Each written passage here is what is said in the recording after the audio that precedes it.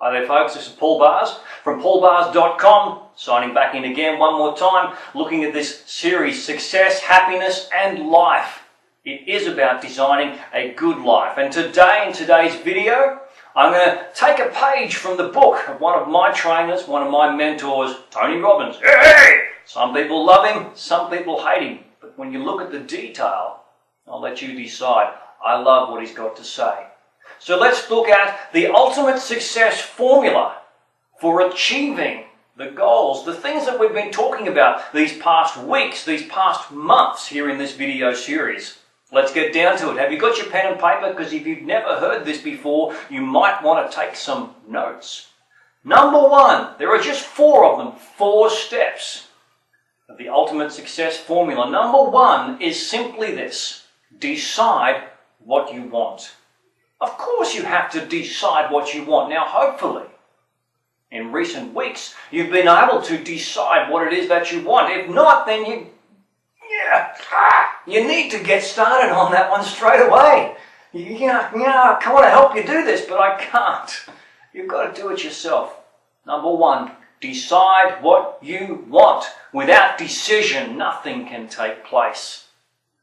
Step number 2 is to take what? Action! What does Tony always say? I mean, the guy's like, what, 6 foot something? He'd be up here on me. Let's take action, Paul!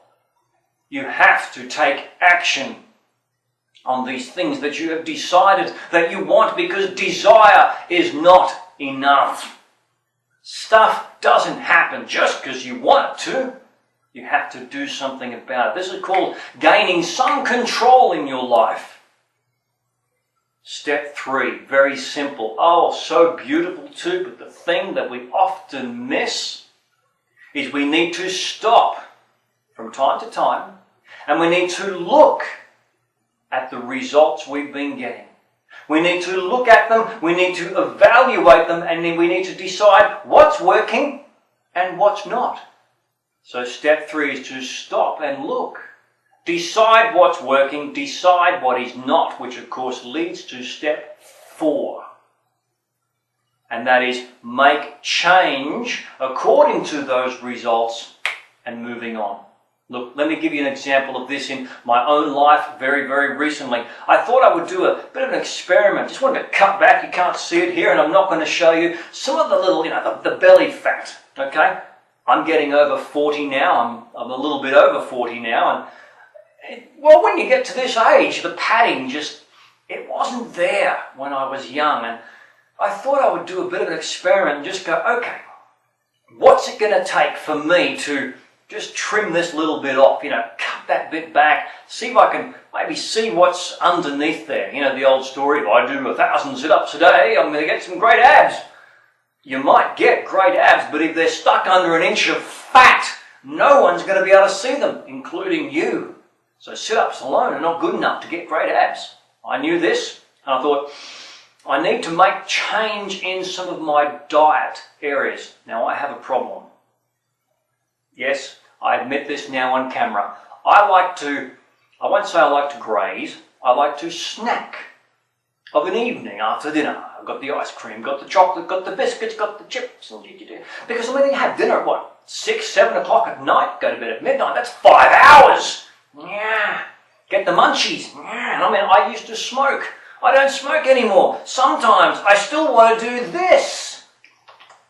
You ex-smokers will totally understand what I'm talking about. Anyway, for the last year or so, particularly since I gave up smoking, I've been grazing on snacks and probably consuming as many calories in an evening as I had the entire day.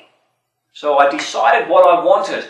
I wanted to get rid of some of the padding around here.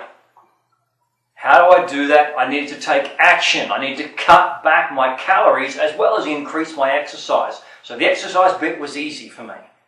Calories not so. But I made the change, and over time I cut back the chocolate and the biscuits and the chippies and some of the ice cream. I couldn't get rid of all of it. But, I did for a little while. I got rid of the whole lot, boom, replaced it with fruit. The change was dramatic. So I stopped and I had a look at the results and said, okay, Let's make some change because, this is working. So maybe I can have a little bit more. And I got some little portion control ice cream things and some little chocolate chip biggies because habits die hard, don't they? It stopped this and went, eh. It's like putting on the brakes. Whoa! All of a sudden, the fat went from this to this to this and stopped. So now I stop. I do step 3. I stop. I look at those results and I make a change. And guess where I'm back to now?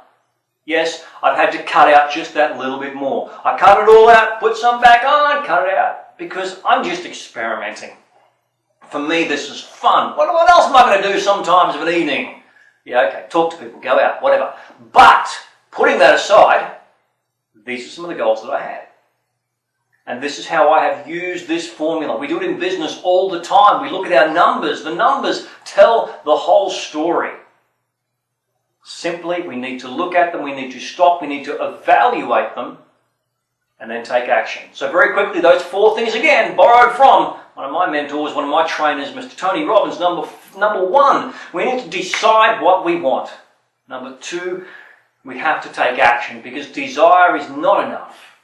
Number 3, we need to, from time to time, stop and look at the results. Look at what's working, look at what's not. And number 4, we need to make changes to our approach based on those results and create new actions.